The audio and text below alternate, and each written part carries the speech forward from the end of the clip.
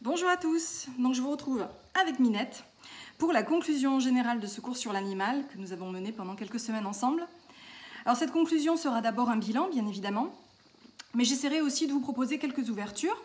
Ce sont autant d'éléments, on va dire, d'arguments que vous pouvez utiliser dans vos dissertations.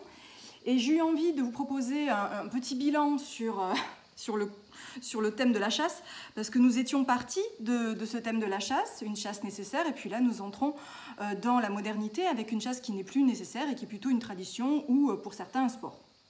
Donc j'ai axé plutôt sur la chasse à courre, parce qu'elle est peu connue du grand public, et je trouvais que c'était intéressant de l'aborder elle, parce qu'elle a légué tout un vocabulaire que nous empruntons encore de nos jours, donc ça m'intéressait pour le français aussi. Voilà. Alors, si j'ai pas trop de poils dans la bouche, je vais pouvoir faire court, j'en ai déjà. Donc, d'abord, le bilan. Alors, nous étions partis de la nécessité de chasser. Cette nécessité, elle est liée à un âge ancien, le paléolithique dans son entier, puisque les hommes ont besoin de chasser pour des raisons de survie. Et ce faisant, nous avions vu qu'il ne le faisait pas en toute bonne conscience et qu'il avait pu développer tout un rituel, notamment de sacrifice aux dieux, pour demander pardon de cet assassinat de la proie. Nous étions ensuite passés dans le temps jusqu'au paléolithique supérieur, où on voyait que le rapport à l'animal changeait un peu puisqu'on avait une première domestication qui était celle du chien. J'ai droit à des gros câlins là. Et donc, cette domestication permettait un autre abord de la chasse, bien évidemment, puisque c'était l'animal qui chassait plus que l'homme. Alors là, je ne sais pas comment je vais faire court parce qu'elle est assise sur mes cours. Elle adore ça. En général, c'est vos copies ou mes cours à loisir. Donc tout ça pour vous dire que la domestication entre dans la vie de l'homme, elle se développe bien évidemment surtout à partir du néolithique, puisque là on a toute la partie d'élevage qui va se développer, d'abord parce qu'on fait naître l'agriculture et ensuite parce que l'élevage est son corollaire. Je vous renvoie à mes cours antérieurs sur ce point. Alors, on entre ensuite dans la domestication donc, au sens fort. Je vous avais proposé une analyse de cette notion de domestication à partir de son étymologie domus. Et j'avais fait le lien avec donc, ce bétail qui est pecus pecunia et qui renvoie donc à une espèce de prestige pécuniaire de la possession des bêtes. Ensuite, nous étions passés à une approche qui était celle de la ferme, puisque pendant très très longtemps, l'élevage a été intensif. Cet élevage intensif, il laissait les animaux vivre dans des conditions plutôt naturelles, leur alimentation restait naturelle, les animaux se déplaçaient, ils avaient de la place pour vivre, pour exister, et on peut dire qu'ils avaient une assez belle existence, même si elle était bien évidemment entièrement vouée à l'alimentation humaine. Et chemin faisant, je m'étais permise de vous proposer à la fois une analyse de la notion de ferme, une analyse de la notion d'élevage intensif, ainsi que de la notion de production qui lui succède et qui va être l'approche intensive de cet élevage. On entrait là de plein pied dans la modernité, une modernité qui n'était pas très très reluisante concernant la condition animale, puisque l'animal est parqué dans des lieux où il ne voit jamais le jour, parce que cet animal est traité comme un objet. Nous avions vu cette dimension d'objectivation de l'animal. Et puis enfin parce que les hommes ne sortaient pas eux-mêmes sans difficulté de cette relation pervertie avec leurs propres animaux, chose que nous avions vu notamment avec les travaux de Jocelyne Porcher. Intensification qui se faisait par le biais de données chiffrées, d'informatique essentiellement. J'avais beaucoup insisté sur ce point dans un de mes paragraphes. Voilà pour le bilan, ce qu'on peut peut-être dire pour cerner un fil conducteur dans tout ça. Le fil conducteur, c'est qu'à chaque fois, on mesure combien les animaux sont mis par les hommes à leur propre disposition. Que ce soit dans la chasse du paléolithique jusqu'à l'hyperexploitation moderne de l'animal, vous mesurez à quel point les hommes mettent à leur propre service les animaux. Les animaux d'ailleurs, et ça sera la première ouverture que je vous proposerai, y perdent en animalité. Ce que je veux dire par là, c'est que lorsqu'on passe de la sauvagerie à la domestication, on sait qu'on perd déjà des éléments. Je vous renvoie à mon cours sur la zooarchéologie qui traite ces questions. Nous avions également montré que l'animal, notamment dans l'industrie agroalimentaire, perdait le moindre de ses instincts, puisque les animaux deviennent complètement fous dans ce cloisonnement qu'on leur impose et du fait d'une vie de souffrance qu'on leur impose. Cet animal a perdu donc son animalité. L'une des questions que je me suis posée et qui peut faire une ouverture numéro 2, on va dire, ce serait est-ce que les hommes n'y ont pas perdu eux-mêmes une part de leur humanité ? Et pour illustrer cette idée, je vais m'appuyer sur une référence que je serai sans doute amenée à travailler plus en détail l'année prochaine avec vous, et qui est la référence à Friedrich Nietzsche, philosophe du XIXe siècle, qui dans un texte intitulé « Ainsi parlait Zarathustra », a développé toute une thèse sur la vertu. Et d'après lui, la vertu, au sens premier du terme, la virtu, au sens presque machiavélien du terme, ou antique du terme, c'est la force de vie. Et cette force, la vertu, c'était ce qui nous rendait courageux, audacieux, téméraires, etc. Or, d'après lui, avec le christianisme, le judéo-christianisme, nous avons inventé des vertus qui ont tendance non pas à nous grandir, mais à nous rapetisser. C'est l'expression qu'il utilise, une vertu qui rapetisse dans « Ainsi parlait Zarathustra ». Et du fait que nous sommes rapetissés, ça veut dire que nous avons perdu en force. Et l'auteur semble suggérer que ce mouvement d'amoindrissement de notre humanité est parallèle à l'effort de domestication de l'animal. Je voudrais vous donner une phrase que je trouve assez éclairante sur ce point. Voici ce qu'il écrit. « Ceux qui ont fait du loup un chien, ont fait de l'homme même le meilleur animal domestique de l'homme. » On fait de l'homme même le meilleur animal domestique de l'homme. Donc vous voyez, il y a une espèce de parallélisme que je trouve assez intéressant à creuser, et nous y serons sans doute amenés l'année prochaine dans un autre cadre. Ce serait que l'homme perd en humanité ce que l'animal a perdu en animalité, mais à chaque fois, ils ont perdu leur vertu, ils ont perdu leur puissance, leur force en tant que telle. En effet, plus on sélectionne, plus on dompte, plus on dresse, plus on contraint, plus on exploite, plus on domestique, moins on maintient la force vive de l'animal. Et pour l'homme, eh bien, c'est assez pareil. Par exemple, Nietzsche constate que par la morale, par exemple, judéo-chrétienne, par les lois très contraignantes de l'État, nous avons fait un homme qui ressemble un peu à un avorton, qui a peur de tout, qui prend d'ailleurs des assurances vie et des assurances auto et je ne sais quoi, parce qu'il a peur d'exister. Il prend des assurances, c'est assez symptomatique, je trouve, de cette dimension de faiblesse qui nous caractérise. Alors, cette dimension de perte de l'humanité, elle est notamment le thème principal d'un grand philosophe inspiré de Nietzsche qui est Foucault. En effet, Foucault a montré combien le biopouvoir, je vous renvoie peut-être à des cours, alors j'ai fait ces cours-là avec les actuelles deuxième année, vous pourrez peut-être vous référer à ces cours auprès d'eux. Je sais que Sébastien Galland à la Merci travaille sur la question du biopouvoir chez Foucault, donc je serai amenée à en reparler moi-même. Eh bien Foucault, c'est un auteur qui va nous montrer combien l'être humain, en effet, a été l'air de rien domestiqué. On l'a d'abord éduqué, l'éducation est une des grandes armes de cette domestication, puis on lui a imposé des lois, une hygiène, une manière de se contenir, par exemple en passant par le service militaire, on t'apprend à obéir, à te contenir, etc.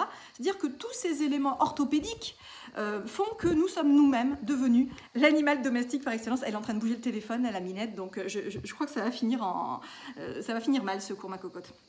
Donc, voilà, ça c'est une ouverture à mon avis qu'on peut faire, c'est-à-dire que l'être humain essaie de contrôler ce qu'on appelle d'ailleurs l'animalité en lui, mais ce faisant, il est en train d'y perdre en puissance, en capacité d'agir, parce qu'il est tellement habitué à la domestication qu'il n'ose plus agir.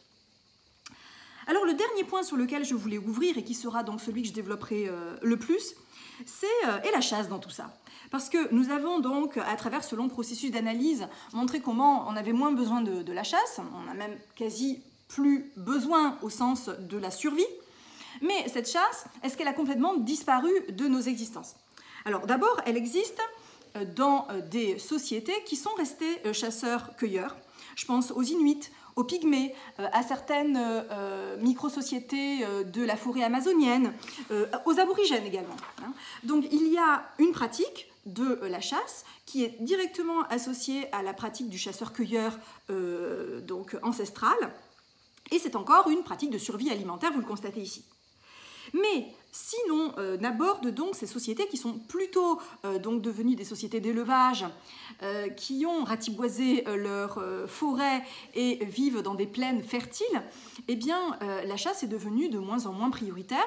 Et dès l'Antiquité, je vous l'avais d'ailleurs, je crois, suggéré dans un cours précédent, elle devient une activité de loisir. C'est-à-dire que la chasse n'est plus vitale, elle devient superflue, mais en cela elle est assez plaisante parce qu'elle apparaît comme une espèce d'activité sportive. Elle a pu dans un premier temps servir d'entraînement pour les guerriers lorsqu'ils n'étaient pas au combat. Donc c'est un exercice, la chasse, et notamment la chasse à l'épuisement où l'on court beaucoup, je vous l'avais dit, que ce soit d'ailleurs avec des animaux près de soi, des chiens notamment de chasse, ou seul avec ses petites papates. Eh bien l'individu marche, il marche armé, c'est-à-dire avec de lourdes armes sur le dos, il a du poids à porter, et ça ressemble finalement assez à un entraînement militaire classique. D'autre part, il apprend le lieu, l'espace. C'est vrai que l'art de la guerre, c'est la géographie, et connaître l'espace environnant, ça importe beaucoup. Moi, mon grand-père, par exemple, qui était chasseur, connaissait la campagne voilà, sur le bout des doigts et a pu fuir les Allemands parce qu'il connaissait précisément ce territoire comme sa poche. Donc c'est vraiment cette idée que la chasse serait un loisir substitutif de la guerre, et d'ailleurs elle finit par des morts elle aussi, comme la guerre. Donc on a pu l'utiliser comme entraînement militaire pendant longtemps, notamment parce que la guerre se fait ou à pied ou à cheval, et la chasse aussi s'est faite ou à pied ou à cheval, pensez notamment à la chasse à courre. Ensuite, à partir de l'époque du XVIe siècle, on va dire sous François Ier environ, elle va devenir cette chasse une pratique un petit peu différente, qui est une pratique de prestige. Parce que si je chasse, ça veut dire que j'ai accès à des territoires, et si j'ai toute liberté pour chasser, c'est parce que je suis sur mon territoire. C'est-à-dire que ce sont les nobles qui chassent, et ils noblent sur leur propre terre.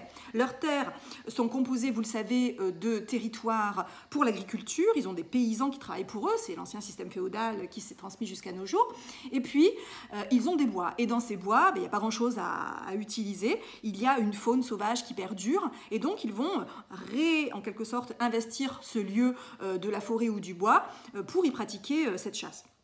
Donc sous François Ier, ça devient un véritable art de vivre de la noblesse, en temps de paix bien évidemment, parce que la noblesse part à la guerre lorsque on est en temps de guerre, et le roi est lui-même appelé le roi des veneurs, terme sur lequel je vais un petit peu travailler avec vous, puisque la vénerie, V-E-N-E-R-I-E, désigne la chasse à courre en France. Alors, le roi des veneurs, c'est les chroniqueurs de François Ier qui l'appellent ainsi le roi des veneurs. Donc ça veut dire qu'il est le roi des chasseurs, mais ça veut dire aussi qu'il est le noble le plus grand de France.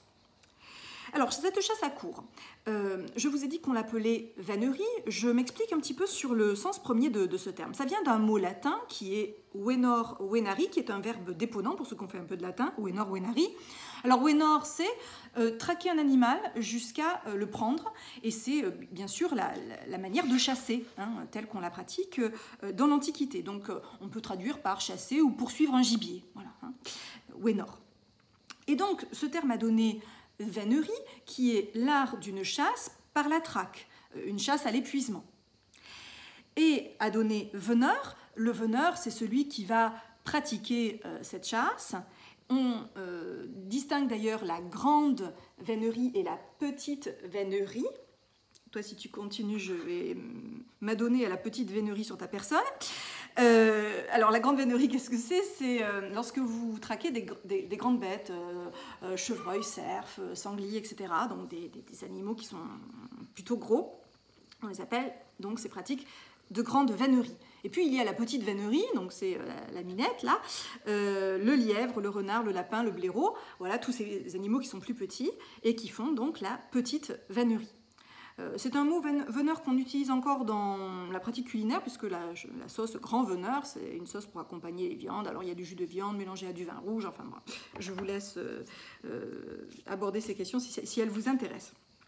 Alors, au lieu de traquer lui-même l'animal, l'homme dans la chasse à courre va utiliser le chien. Alors vous savez que le chien, il a été donc domestiqué très tôt, dès le paléolithique supérieur, excusez-moi, et donc il va utiliser le chien. Alors le chien était dans un premier temps celui qui traquait l'animal, mais également le tuait. Donc c'était des scènes assez macabres, hein, pour ne pas dire bouchères, puisque l'animal il dévore. Donc il tuait l'animal à coups de dents et l'homme récupérait un animal très blessé. Alors ces choses ont un petit peu évolué.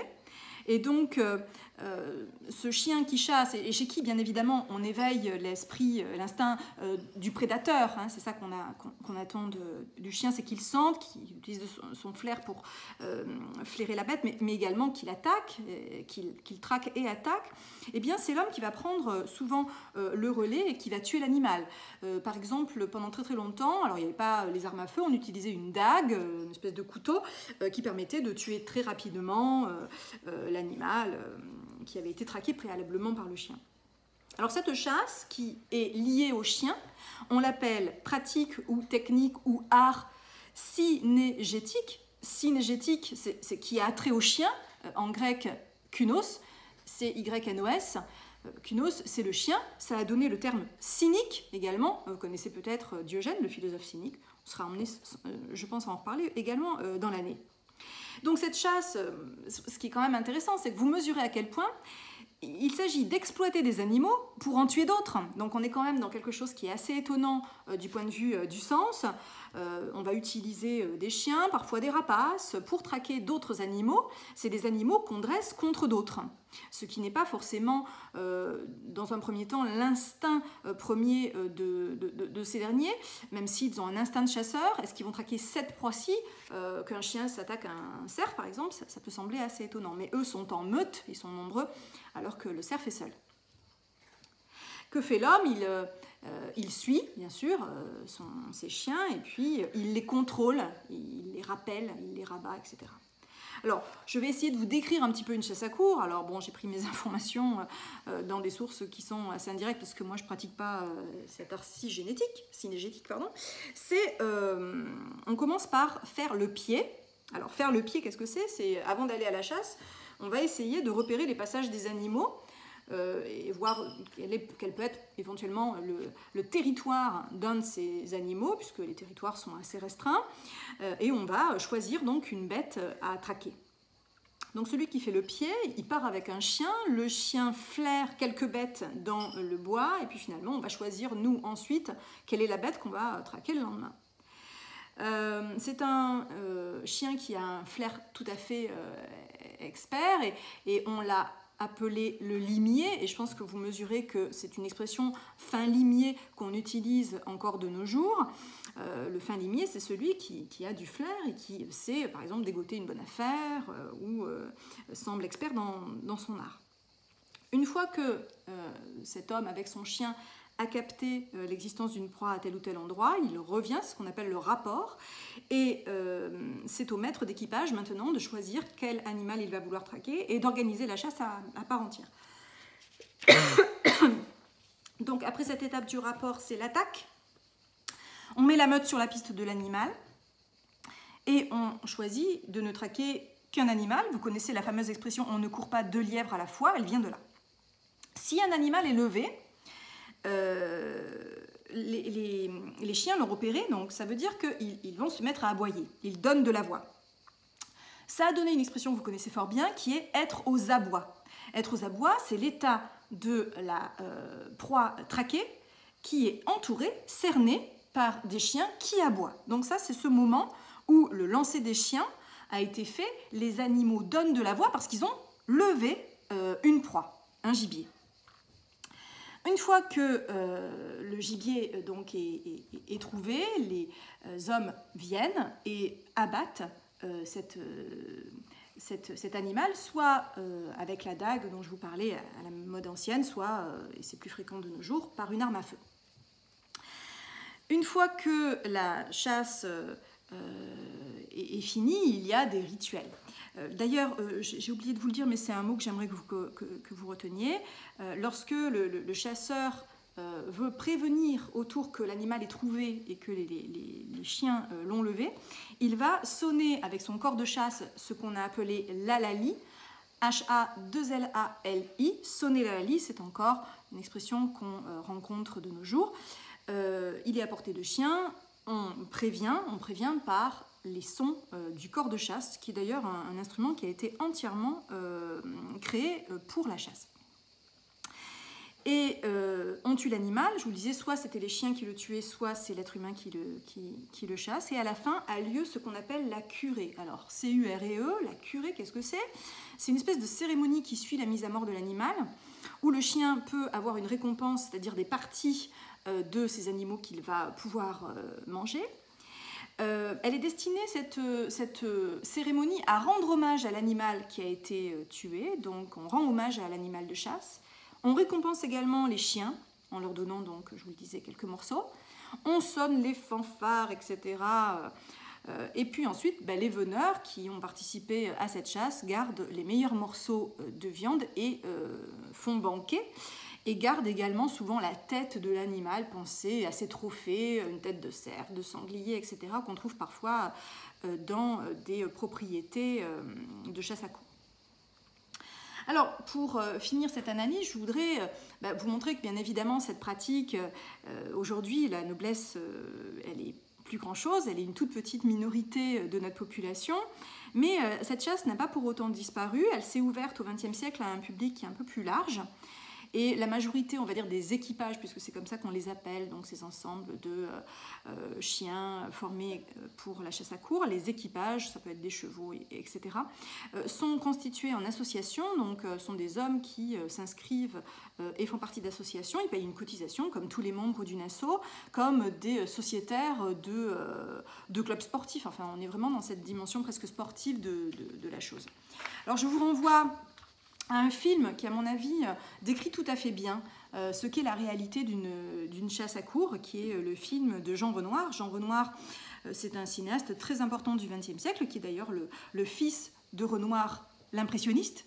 Et donc Jean Renoir a composé un film qui s'appelle La règle du jeu, où il met en scène une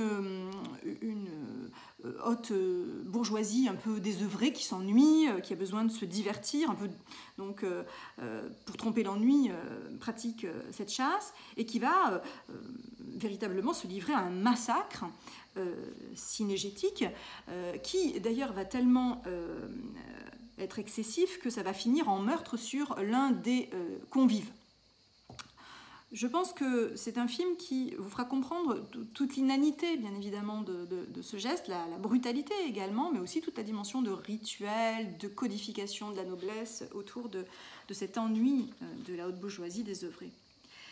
Pour la mise à mort, cette fois, c'est des armes à feu qui sont utilisées et pas les chiens, parce que les chiens, on les utilise pour ce qu'on appelle le rabattage, c'est-à-dire que les bêtes sont traquées, elles sont affolées par les aboiements, par les bruits du corps de chasse, par les cris aussi des hommes. Et petit à petit, la bête traquée se retrouve comme enfermée, c'est ce qu'on appelle donc le rabattage. Et là, vous avez un tireur posté à Lisière du Bois qui n'a plus qu'à tirer. Alors, de nos jours, ce sont des pratiques qui existent encore, hein, et elles ont la denture en France où il y a toute une tradition de ça, tout un attachement aussi, soit de la noblesse à son ancien art de vivre, soit de nouveaux riches qui, pour se donner l'impression d'appartenir à la haute sphère de la société, ont des pratiques de cette sphère-là. Voilà, donc ça peut être, je sais pas, le golf pour certains, alors que le golf ça peut être assez démocratique, mais enfin voilà. Enfin bref, des pratiques qui symboliquement rattache à une certaine classe sociale, donc c'est tout à fait la thématique de Bourdieu dans son ouvrage sur la distinction, hein, où on a les loisirs de sa caste, quoi. Mais c'est de plus en plus difficile de justifier l'existence de cette chasse à courre, et d'ailleurs elle a été abolie dans de très nombreux pays. Le premier qui a aboli cette chasse à courre, c'est l'Allemagne nazie, alors, dans les années 30.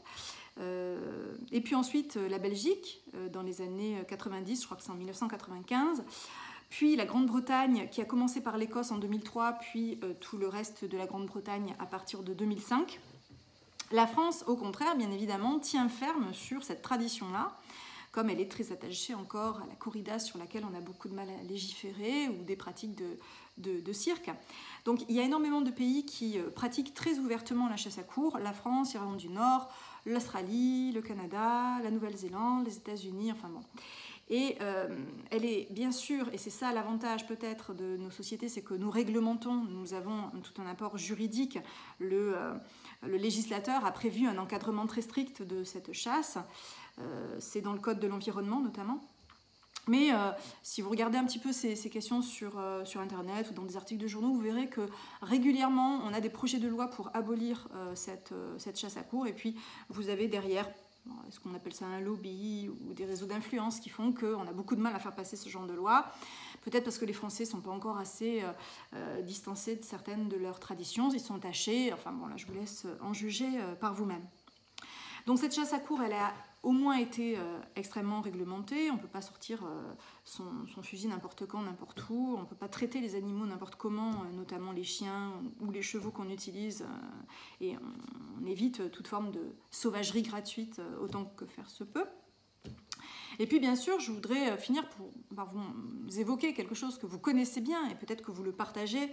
C'est cette espèce de sensibilité collective d'aujourd'hui qui est assez réfractaire à l'idée d'une pratique de mise à mort gratuite, qui ne servirait à rien et qui ne serait pas là pour satisfaire à des besoins primaires de survie, mais pour faire divertissement. Divertissement dans des classes sociales qui sont prises par l'ennui.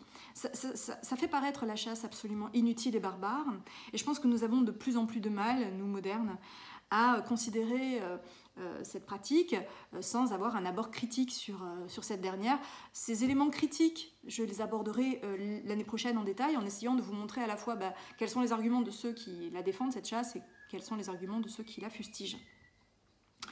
Ce qui est évident, c'est que les sociétés de chasse d'aujourd'hui revendiquent un certain attachement à leur territoire, une connaissance géologique, géographique du territoire, presque une approche écolo en fait de la nature qu'ils pratiquent et qu'ils connaissent bien. Ils ont un intérêt pour la sauvegarde des espèces, pour leur diversité. Ils montrent qu'à travers la chasse, ils savent exactement où en sont, on va dire, les différentes races, puisqu'ils ont un rapport direct à ces dernières.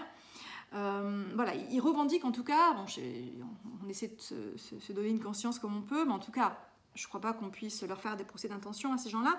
Ils ont le sentiment de participer à leur manière à la défense et à la préservation de la nature et peut-être même de l'animal. C'est très ambigu cette pratique bien évidemment, et je pense que vous le mesurez parce que cet animal, on finit bien évidemment par le traquer et par le tuer. En termes d'égard et de protection, on peut envisager qu'il puisse y avoir d'autres solutions bien sûr.